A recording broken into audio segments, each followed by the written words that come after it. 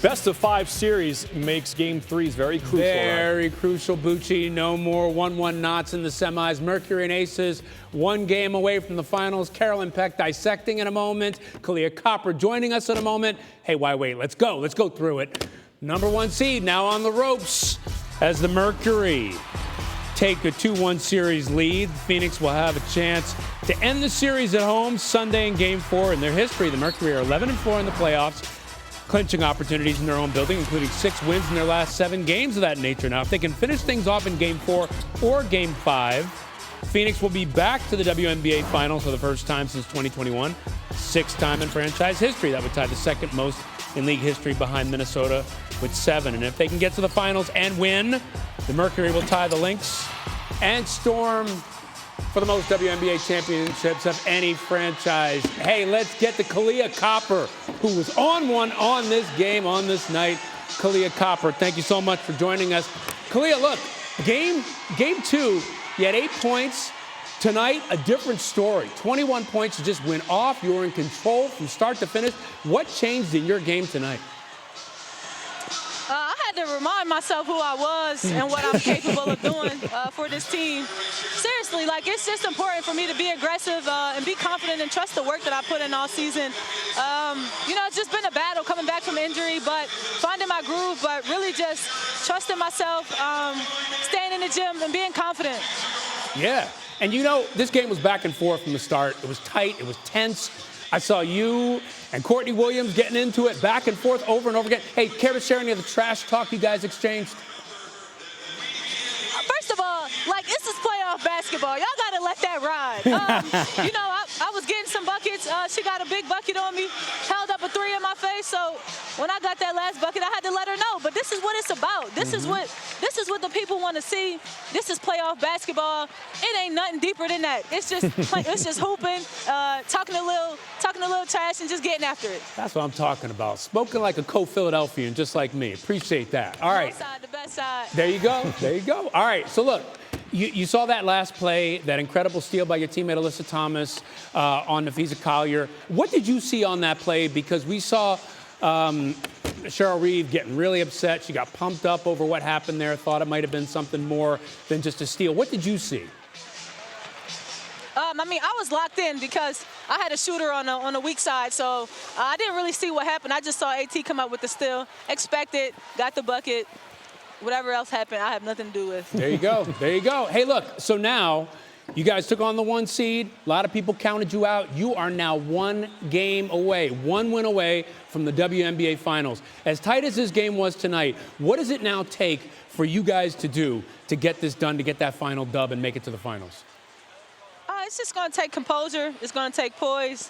I think we have to continue to do what we've been doing to have success. It's nothing. No, we don't have to reinvent the wheel. We're going to go back and watch the film. It's always room for improvement, but that's what we're going to do. We're going to watch the film. We're going to make our adjustments, and we're going to come out and give it our all.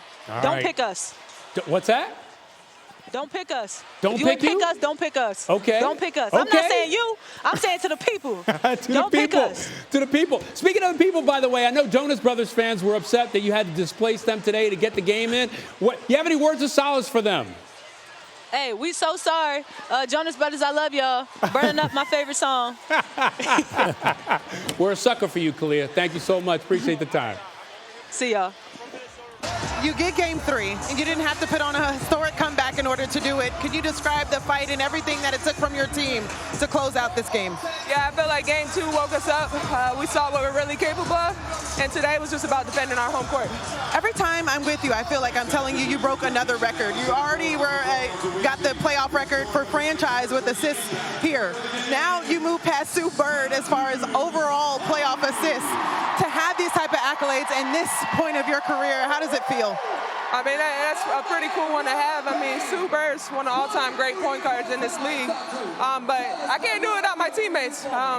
It takes everybody, and tonight was a team win. We'll see you game 4. Thank you. Thank you. Fellow Aquarian Carolyn Peck joins us now with more on this impressive victory. Carolyn, of course, Minnesota, the best team in the league during the regular season, now 1 loss away from being bounced before they even get to the finals. Thomas, Sabally, and Copper, 23 of 32 in the game. I want to start with Sabally, though, Carolyn, because she really had some confidence Dallas for 5 years, comes over to Phoenix, and she was a presence there in the fourth quarter making plays. I think that Satu is just showing what she's capable of. I mean, all season long, pretty much, she has been healthy. And so to be with one system, one team throughout the whole season, she is that unicorn that can play and score in so many different ways. She can shoot the three with her length. She can take you inside in the paint and also get on the glass. And I think having that triple threat has made Phoenix a very dangerous team. Collier and Hiedeman, strong offensive players for Minnesota in this game, a combined 15 and 27, but in the fourth quarter they were shut down. And we saw Collier leave the game, kind of a knee and an ankle. Certainly if you play basketball, you're used to turning your ankle. Basketball players can tend to come back from that. But what happened there in the fourth quarter to shut them down? Well, I think that Phoenix really did a nice job of execution. After one of the timeouts that Nate Tibbetts called, then they were very patient with the basketball and they were able to get the three. And then they turned up defensively. I think Alyssa Thomas was going after everything. They were selling out defensively, trying to get in passing lanes. This was an unfortunate incident there, a collision. I don't think there was anything malicious, but it is really unfortunate to see Napheesa Collier go down. And I can understand why Cheryl Reeve was so upset. She's going to, number one, she is upset that the call was made. And when you look at it in real time because of the contact, you think possibly a foul was there. I had the benefit of seeing it in slow motion. I think it was a clean pick, but the incidental contact and the injury or the turn, the leg injury of Napheesa Collier, I hope she's okay. I know she left the floor. Got a day to hopefully evaluate and be back and hopefully see her on Sunday.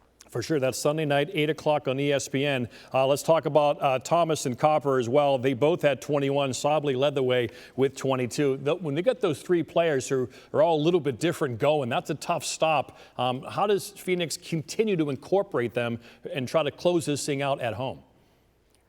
I would continue to whisper in the ear of Alyssa Thomas to continue to be aggressive. When she is aggressive, she's either going to produce points in the paint, she's going to get to the free throw line, or because of the attention that she attracts from the defense, she's going to open up shooters on the perimeter. But she cannot just be passive when she gets the ball in the middle of the floor. She has got to be a threat every time down the floor. And Copper, I love her line talking to Ryan. I had to remind myself who I am. This time of year, whether it's the Ryder Cup or the WNBA playoffs, it's about attitude and grit and heart. And tonight, Phoenix had it, didn't they? No, they did. And you know what? Kahleah Copper, reminding herself of who she is, she has a three-point shot, and she has worked very hard on that. But she's at her best when she's a slasher and an attacker, and that's what she did today. She had 5 three-point attempts in Game 2. Today, she had a balanced diet of scoring inside and out.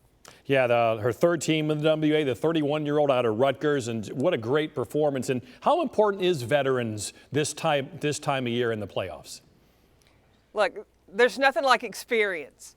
And when you've been there, you know what it takes. You know when you get into different situations, how you're supposed to handle them and to keep your composure. When it's new to you, sometimes you can get in a panic as the pressure builds and there's more and more on the line. I think experience helps you settle in and take it one possession at a time. All right, Carolyn, hold on tight. We're not done with you yet as we move on here on SportsCenter.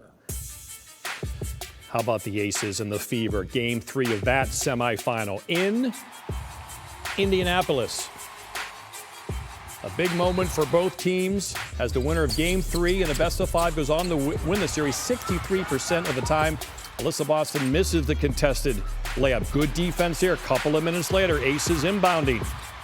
Kelsey Mitchell, when she's in the open floor, usually dangerous, but not her night on this night.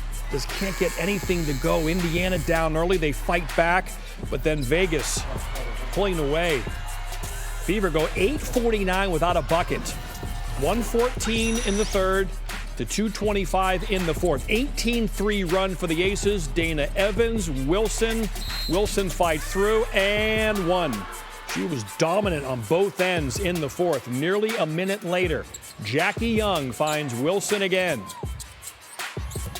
That is a sweet pull-up. 13-8. And the Fever lead 2-1 now. So tight game for most of this, Carolyn. How did the Aces pull away in the fourth? Well, A'ja Wilson finally found her shot. She struggled offensively from the floor, but she still brought it defensively. But in that fourth quarter, when it really mattered, she had her hands ready and she was ready to finish. It just shows the pro that she is. Having struggled for the first 3 quarters, the fourth quarter, she still had it in her to do enough to close out this game 3. And that's what the Aces needed. And I saw in the press conference, Alyssa Smith said that she talked to A'ja at halftime and said, listen, we don't win without you. And they continue to pour confidence into her like she has into her team all season long. New on SportsCenter, Cheryl Reeve discusses that and a lot more. Who was it that asked about officiating before the game? Was that you, Kendra? And we talked about how dangerous it can be. You're hearing it from the other series. You're hearing other coaches. You're hearing Becky talk about when you let the physicality happen, people get hurt. There's fights. And this is the look that our league wants for some reason. We were trying to play through it. We tried not to make excuses.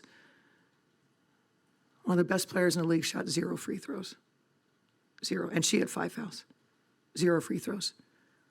Got her shoulder pulled out and finished the game with her leg being taken out and probably has a fracture. And so if this is what our league wants, okay. But I want to call for a change of leadership at the league level when it comes to officiating. It's bad for the game.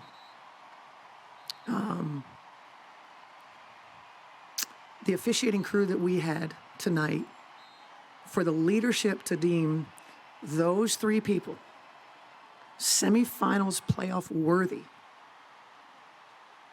is malpractice.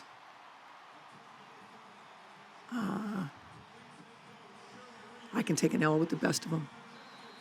I don't think we should have to play through more than what they did. We got players and get cracked, and there's no call. And all of them said, it wasn't my call. I don't know. I didn't have that. I didn't see it that awful.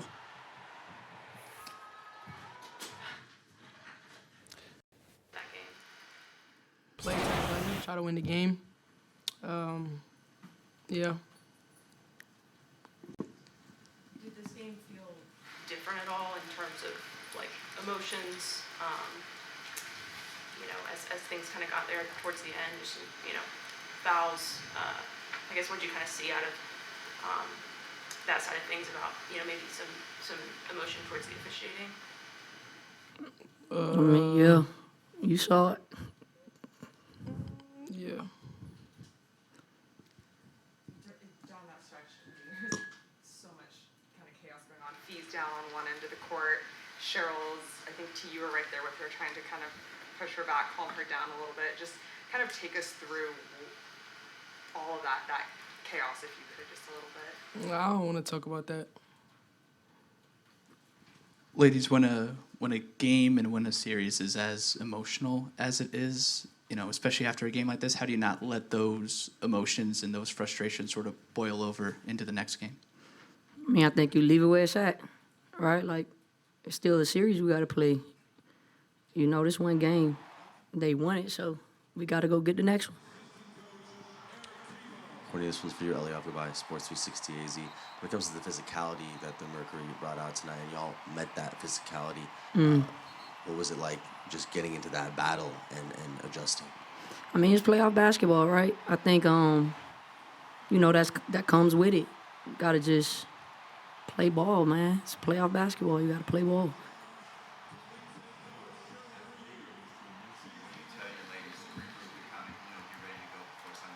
I mean, stay locked, right? Like, we're not out of it. We still here. We still a great team. Make our adjustments.